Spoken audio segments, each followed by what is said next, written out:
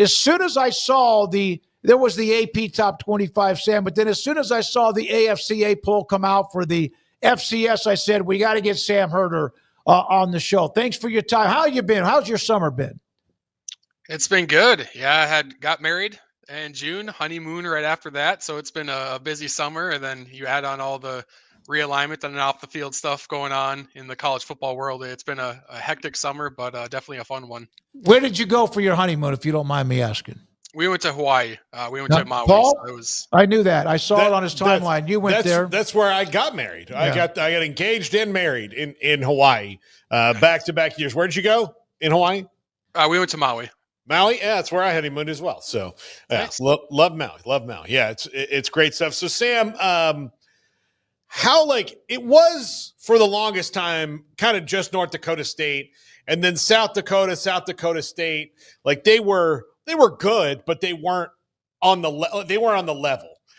What shifted to where now it is the Dakotas and everybody else in the FCS? Yeah, there's definitely a lot of factors with that. I think some people might look at the Dakotas and the Montana schools and just wonder, how are those teams the FCS powers? But I think them being in more rural states is a benefit to them because they aren't competing for attention. They don't have FBS competition, so they're not competing for donor dollars and corporate sponsors, and it's pretty easy for them to sell out their season tickets. And so I think that is a benefit for these Dakota and Montana schools. And then realignment is a part of it as well. App State and Georgia Southern have moved on. They were kind of the Southern powers. Sam Houston, was a pretty good FCS squad. They moved on to the FBS. James Madison was that power out east. They moved on to the FBS. But even before James Madison and Sam Houston, Kennesaw State, Delaware, even before those teams moved up, it still was, NDSU at the top. South Dakota State's just, I think naturally when your rival and NDSU is that good, it forces you to raise your game as well. And South Dakota State for a little bit not only caught NDSU, but overtook NDSU for a couple of years in the 2020s before NDSU reclaimed their throne last year. And then you have Montana State as well. Their head coach, Brent Vegan, played at NDSU, coached at NDSU, was the OC at NDSU. So he knows the blueprint to be an FCS contender. And since Vegan has gotten there, Montana State's gone from a great FCS program to an elite FCS program. Hasn't quite toppled the Bison just yet, but I think they're getting really close for the Bobcats. So, Sam, I'm sure you're like all of us. You look at the poll when it comes out and you start to have your, whatever the opinions form or your thoughts on it. So what were some of your hot takes, if any, when you saw the first top 25 preseason poll drop? Yeah, it was pretty standard. There's a lot of, around this time, there's a lot of ballots and top 25s, out there. And so they're usually all not totally in unison, but typically you're going to get the same 25 teams or, same 27, 28 teams, somewhere mixed around there in that top 25. I did think it was interesting that Montana State got a first place vote and South Dakota got a first place vote in the media poll. At least NDSU got 54 of the first place votes, and so a majority of the first place votes went to NDSU. I kind of had a feeling they were going to be unanimous, but obviously a voter felt really good about Montana State. Another voter felt good about South Dakota. The Yotes lost quite a bit during the spring transfer portal period.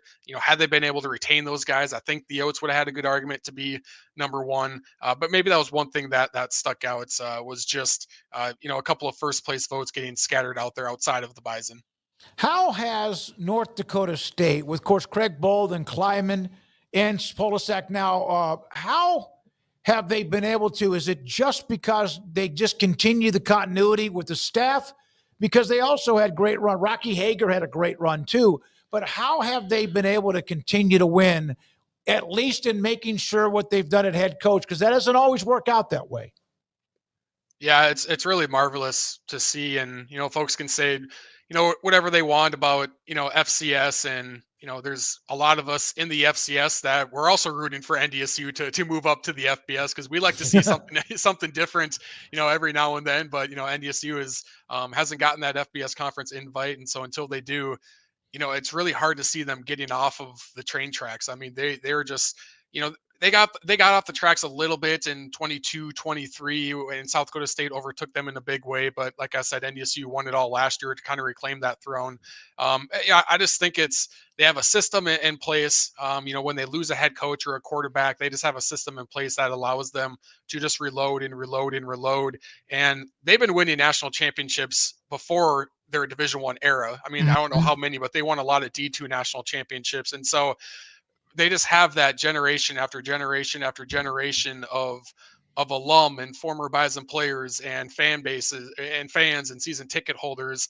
And when don't have a whole lot of competition around you, I mean, NDSU is the NFL team. And so the expectation is to be the best team in the FCS. And so whether it's, internally, how the athletic department funds things for NDSU, whether it's externally, the corporate sponsors stepping up, the big boosters stepping up when, a new indoor practice facility needs to be built, or, the new locker room needs to be built, or, hey, we're going to lose, we're close to losing Bryce Lance to a Power 4 NIL deal. Like, hey, boosters, like, we need some NIL money. Let's get this going. And then they fund that money in 48 hours and they're able to keep a future NFL draft pick like Bryce Lance. They just have so much resources at their disposal that, frankly, a lot of Group of 5 schools would love to have the resources that NDSU has. And so there's a lot of factors there with NDSU being able to reload year after year. What do you think the future is? Like, do you think Sac State will get their way, or do you think that they'll just wind up being a really, really good FCS school? Well, that's been quite the thing to follow, because I was definitely drinking the Sac State Kool-Aid from January through May. The president was very outspoken and was publicly promising that they're going to be FBS. And so I took that as, okay, he must know that the Division I Council is going to approve this, or else why would you be promising something if you don't know for sure you can deliver? And then once the FBS Oversight Committee gave the recommendation of, hey, let's not allow this FBS independent waiver, I think it was like 2 weeks later, the D1 Council met. Like, we already knew the D1 Council was also going to deny the waiver. And so now I don't know where Sac State goes from here. Their only known pathway to get into the FBS is blocked, unless they get a conference invite. But I don't think the Pac-12 is interested. I don't think the Mountain West is interested. Conference USA maybe, but I don't know if they would really want to stretch from Delaware down to Texas and into California. And so, and even before the D1 Council decision was made, they already decided to leave the Big Sky. And so unless a conference invite happens, Sac State is playing as an independent in 2026, whether it's an FBS independent or an FCS independent. They're kind of in no man's land right now. And I know they hired Jeffrey Kessler to pursue some legal avenues. Pretty much, are they going to be able to sue their way into getting this FBS waiver approved? I don't know, but I don't know what the plan there is for Sacramento State. I've said, I'm an FCS guy, obviously, but I've said, hey, I don't blame Sac State for making this move or trying to make this move. Like, they have so much community support and NIL pledges out there if they do go FBS that, hey, why not take a shot at it? At the same time, I was kind of selfishly going, well, I hope at least they're eligible for the playoffs this year, because had they gotten their waiver approved and started their transition to the FBS for 2026, they wouldn't be eligible for this year's FCS playoff bracket. Now they are, because, like I said, their pathway to the FBS is blocked. And I'm super fascinated to see just how well Sacramento State stacks up, because frankly, there's a lot of FCS teams that bring in 20, 30 FBS transfers, and more often than not, it doesn't work out because a lot of these transfers come in going, this is Big Sky football. This is FCS football. Like, I'm going to come in here and dominate. I was a 3-star recruit 3 years ago. I'm going to dominate. And when they realize that it's actually pretty competitive and they don't earn a starting spot, like, it's hard to convince that guy to run down on special teams while being a backup linebacker. Like, he's not fully going to be in there buying into the culture. So it can go in a lot of different ways when you bring in just this many different transfers into one program within 1 year. What were or are your thoughts, and what kind of has been the general reaction to the Ivy League joining the fray this upcoming season as far as the playoffs go?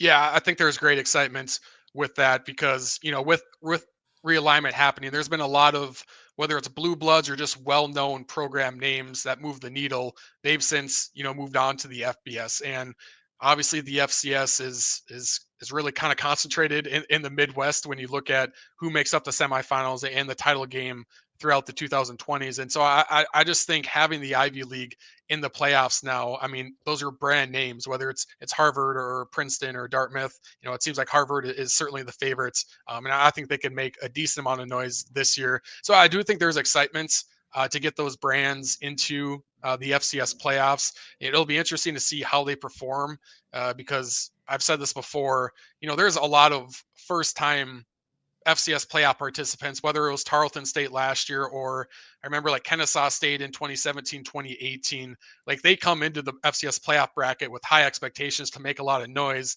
But until you see it, you don't exactly know how high that bar is to knock off a team like South Dakota or Montana State or North Dakota State.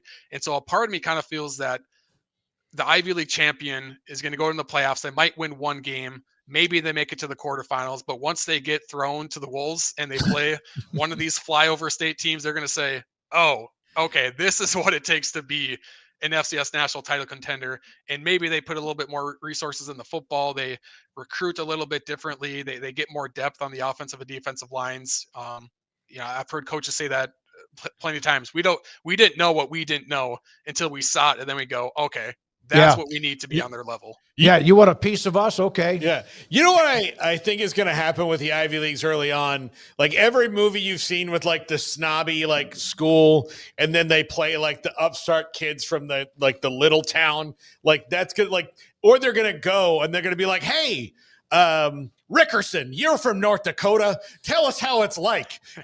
And then he's going to try to do that. But then they're going to go somewhere and they're going to be like, oh, this is not Boston, man. This is totally different. Yeah. And these people are nuts. Like that's the other thing I think that they may not, Harvard fans, like Ivy League fans, I'm sure they're fine. They're great. I mean, they support it, but there's a whole different level of something going on when you're in the middle of a state where you're in the middle of cornfields and not in a big city.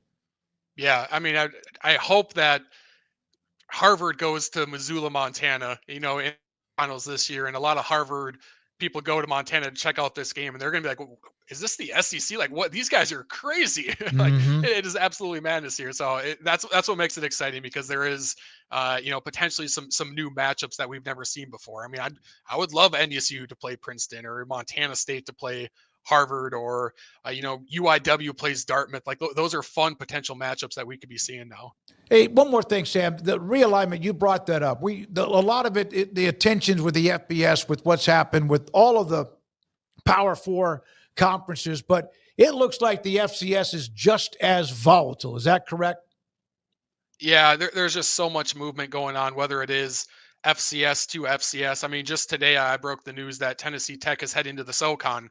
And I mean, and the SoCon has kind of been one of the rare consistent Division I conferences where they just haven't had member movement, a whole lot. And so for them to add a program like Tennessee Tech, who is definitely on the rise, football wise, I definitely think was a strong move. And, there's just so many, like the Big Sky added a couple teams from the UAC. So there's definitely a lot of FCS to FCS movements. I know there's, that upcoming moratorium on D2 schools moving up to D1. And so I think you could potentially see a few D2 schools, try to push sooner than later to beat that moratorium and get into Division I.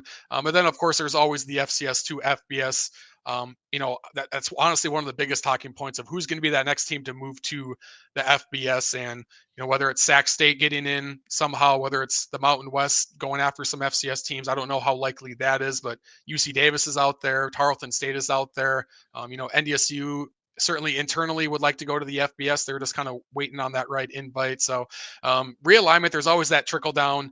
And it seems like, things happen in the FBS and then it trickles down into the group of 5 and then the group of 5 plucks each other. And then they have to go into the Conference USA and add a couple teams from the Conference USA. And then Conference USA is sitting there going, all right, I guess we got to add a couple more FCS teams. And then that trickles down into the FCS. And it's still crazy how the Texas-Oklahoma decision, the amount of trickle down that has had and just the different tentacles on how many different conferences that ended up impacting is, I hope someone like creates a graphic that shows like that those two making a move, then that went here, that went here, that went here, that went down to the FCS, and that spread across the FCS. It's just wild how realignment really hasn't stopped throughout the 2020s. Thank you, Sam. Appreciate it. Anytime we have FCS, we come to you, and we appreciate your time. Sam Herder with us.